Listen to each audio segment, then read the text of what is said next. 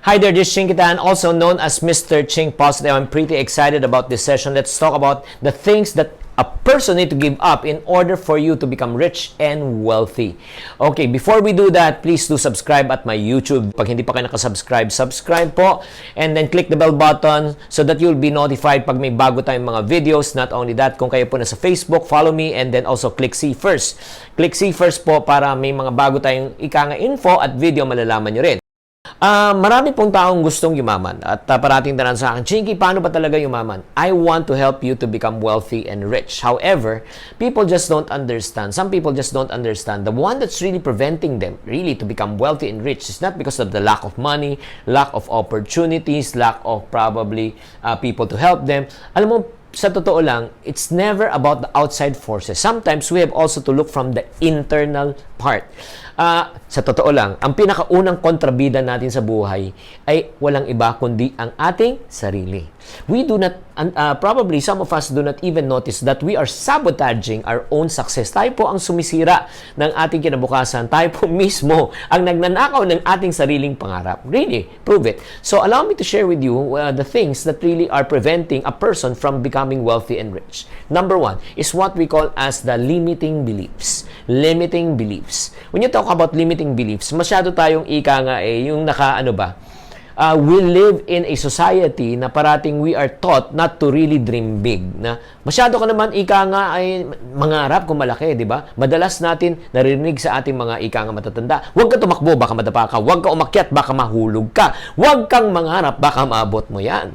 So in other words, because of those negative things that we have often hear, masyado ka naman malakas, malaki kang mangarap, ang yabang mo, no? Alam mo, sino kang mayaman.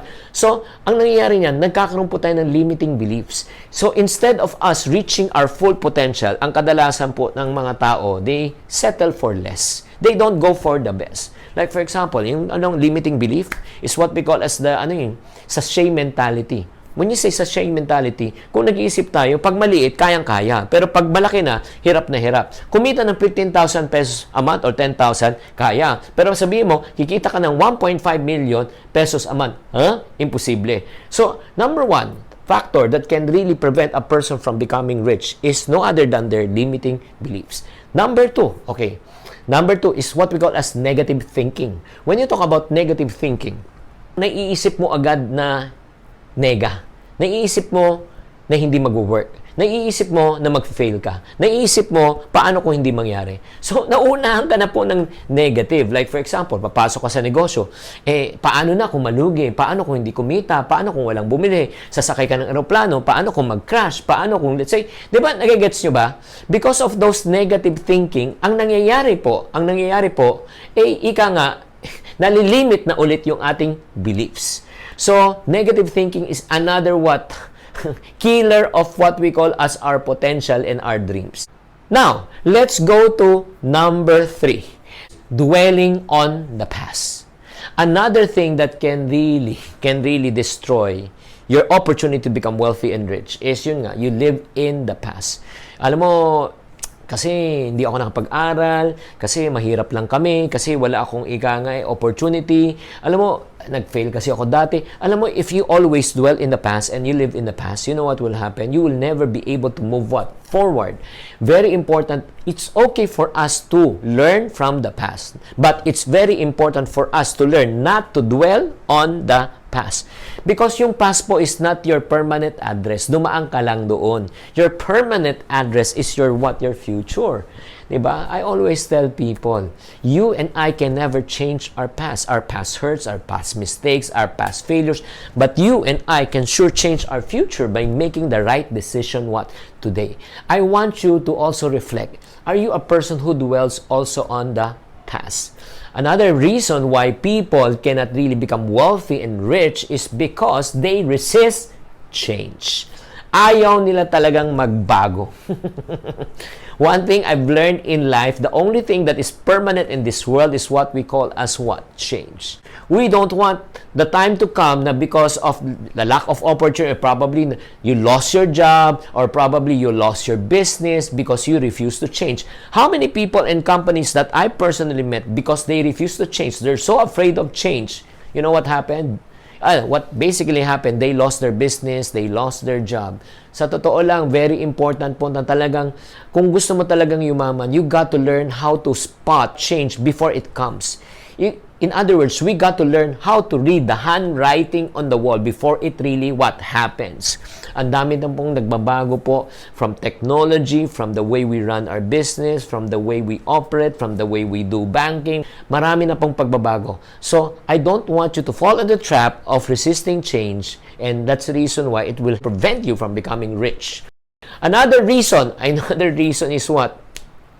Blaming others. Oo. Isa pang dahilan yan kung mahilig kang manisin ng ibang tao. May mga ibang tao, may kakilala ba kayo? Pag tinanong, ano ba nangyari sa'yo? Ba't di ka naging successful? Ay, alam mo kasi hindi ako pinamanahan ng magulang ko. Hindi ako tinulungan ng kapatid ko. Wala talaga nag-support talaga sa akin. Yung parang ninatawag na victim mindset. They start blaming other people. Alam mo, if you are fault finder, if you are you want to blame other people for the and the mishap or probably the negative things that are happening in your life, you will never be able to move on kasi nagkakaroon tayo ng tinatawag again ng victim mentality or victim mindset, and that is not healthy. Another major reason I do believe also why people cannot be wealthy and rich is because they feel that they have the need to impress what? Others. Yung feeling talaga nila na kailangan nila magpakita ng tao, kailangan magpakita na mas may kaya po sila. To the point. Alam mo nangyayari? They are going to resort to borrowing money. Mangungutang po sila, gagamitin po nilang credit card po nila to buy the things that they cannot afford to impress the people that they do not like. So in the process, they would live a lifestyle that they cannot afford. They will get into debt. And once you get into debt, believe me, you will never become rich and wealthy, especially when you acquire what we call as what? Bad debt. One more reason before we end, I do believe the reason why some people cannot become rich and cannot become wealthy because they just simply do not know how. Wala silang kaalam-alam. Hindi nila alam kung paano yumaman. Hindi nila alam kung anong gagawin nila. Hindi nila alam paano sila dumiskarte. Sa totoo lang, ito ay natutunan ko sa buhay. Hindi mo makukuha ang pagyaman sa sipag at tiyaga lamang. Ulitin ko, hindi mo makukuha ang pagyaman sa sipag at tiyaga lamang. Maraming tao kung kakilalang masipag ang tiyaga, pero hanggang ngayon, di pa rin yumayaman. Let me prove it. Ang karpintero ba masipag? Yes. Ang pintor ba matyaga? Yes. Mayaman ba? Hindi. Because kulang. It cannot be only sipag at tiyaga. In order for us to become wealthy, let me end with this. You need to what? Learn 4 things. Okay? Number 1, sipag. Okay? Number 2, tiyaga. Number 3, karunungan. Number 4, diskarte. Ulit. Sipag, tiyaga, karunungan, diskarte. Sipag, tiyaga, karunungan, diskarte. Kahit masipag ka, matyaga ka, pero pag wala kang alam, walang magagawa. Wala kang mangyayari. Forever carpenter ka. Forever tubero ka. Forever pintor ka. Dapat, hindi ka lang masipag, hindi ka lang matyaga, hindi ka lang marunong. Dapat meron ka rin, diskarte. Alam mo kung anong gagawin mo para makalabas ka sa sitwasyon na yon. So, very important, no? Like for example, karpintero ka. Dapat masipag, matyaga ka, marunong ka. Hindi lang carpentry. Pati electrician, pati painting, pati sa tubig, lahat, alam mo na, para pagdating na panahon, foreman ka na. Once na foreman ka na, maggugrupo ka na, and then you become a what? What we call as namamakyaw ka na. Pag namamakyaw ka na, magiging contractor ka na. From contractor, magiging developer ka na. In other words, pa-level up ka ng pa-level up. Doon ka yayaman. So as you notice again what I've just mentioned to you guys, in order for us to become wealthy, we have to remove some things. Limiting belief, negative thinking, di ba? Dwelling on the past, blaming others, resisting what? Change. The need to impress others, to prove that we can afford the things that we cannot really afford. Last but not the least is what? The lack of what? Knowledge. Hindi alam kung ano ang gagawin. So I hope you won't fall into this trap, and especially kung gusto mo madagdagan. Ikaw, nanonood ka ngayon, and then nakaka-relate kasi na sabi mo, ang tanong ko, gusto mo ba talagang yumaman? Gusto mo na bang makalabas sa iyong utang? Gusto na bang, to know how to make more money? If you want to know, the best way and the best solution in your situation is to gain financial knowledge. To get financial education. Alam mo, pag hindi ka natuto talaga, maniwala ka, forever trap ka. Forever na, yun nga. Having one income right now is never enough. You have money, but you don't know how to invest your money and grow your money. Yung pera mo, liliit. O, nasa ano ka? May opportunity ka na pwede ka mag-retail, pwede ka magbenta, pero hindi mo alam paano magbenta. It will never be enough. So, if you want really to learn on how to save, how to budget, how to get out of debt, how to invest, how to prepare for retirement, how to sell, paano magnegosyo, good news. Lahat punto, may good news po ako sa inyo. I have a special program, I have a special show called chinktv.com. chinktv.com.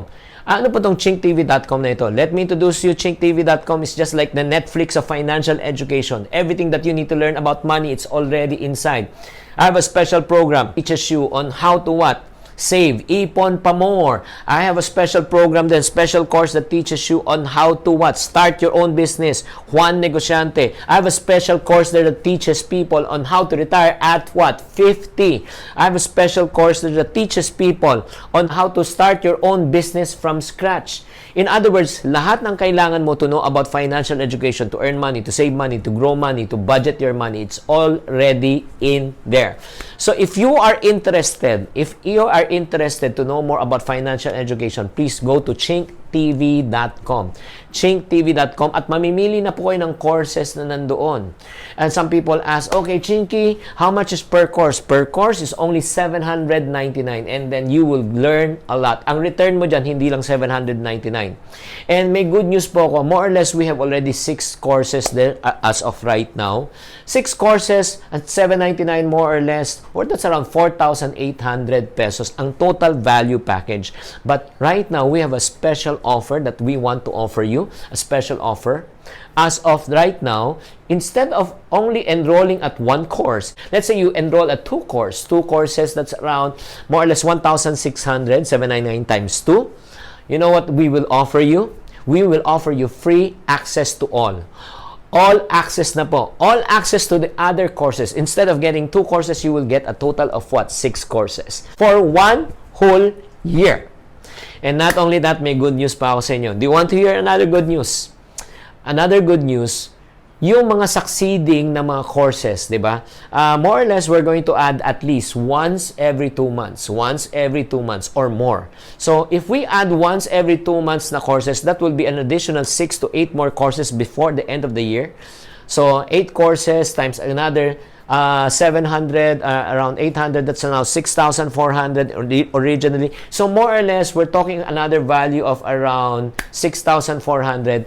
And then the next 8 courses, ito yung good news. The next 8 courses will also be for free. Libre na po.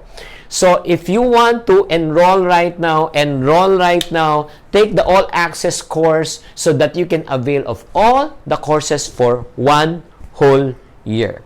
So, if you're interested, all you need to do is just type the word called all access in your screen right now, all access, and I will send you a link.